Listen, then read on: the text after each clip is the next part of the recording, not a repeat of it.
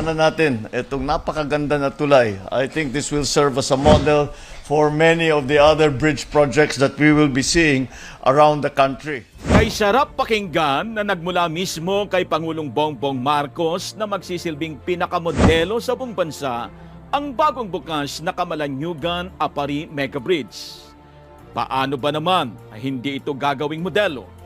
Isang modernong multi-span cable stay bridge, 20.16 na kilometrong kabuang haba na proyekto kasama na mga approach at may maximum load capacity na 45 tonelada.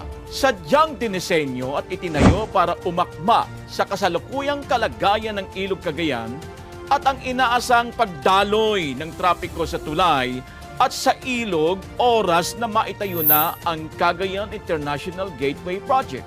Ang konstruktor ay ang tanyag na Yunnan Road and Bridge Construction Group Company ng bansang China at ang Filipino counterpart na Agaper Construction and Trading. Higit sa lahat, mula sa isang oras na biyahe sa pamamagitan ng Magapit Bridge sa Lalo, ay mapapaiksi ito ng 20 minuto mula Apari hanggang sa mga kanluraning bayan tulad ng Ballesteros. Libo-libong mga arawang biyahero, mga ngalakal, logistics at iba pa ang direktang makikinabang. Bibilis ang galaw ng mga produktong agrikultural at pangisdaan. Lalago ang turismo. Mag-iibayo ang ugnayan ng Cagayan at sa buong Northern Luzon.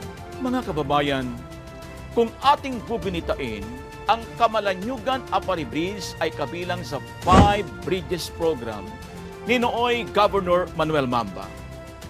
Nagkaroon ng katuparan matapos maidulog para mapondohan sa ilalim ng administrasyon ni dating Pangulong Rodrigo Roa Duterte sa pamamagitan ni dating DPWH Secretary at ngayon ay Senator Mark Villar. Ang malupit na sikreto, sa tulong ni dating PNP Chief at ngayon Gobernador Manong Egay Aglipay, naplantya ang proyekto dahil hindi lingid na manugang ni Gob Manong Egay ang dating DPWH Secretary Villar. Fast forward tayo, nabuo at natapos ang Camalaniugan-Apari Mega Bridge sa ilalim ng administrasyon ni Pangulong Bongbong Marcos na may kabuang pondo na higit 2.3 bilyong piso.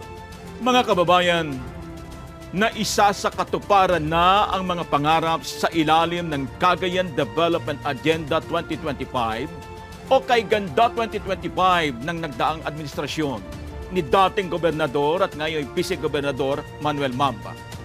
Walang duda na sa pamamagitan ng Kay Ganda-Gandang Cagayan 2035 Development Agenda ni Gob Manong Egay Aglipay ay maisa sa katuparan din ang malaking lundag ng Cagayan sa larangan ng infrastruktura, ekonomiya at mga batayang serbisyong panlipunan. Para sa Cagayan, para sa bawat Cagayano, para sa susunod na salinlahing Cagayano. That's another day, another sending to the point.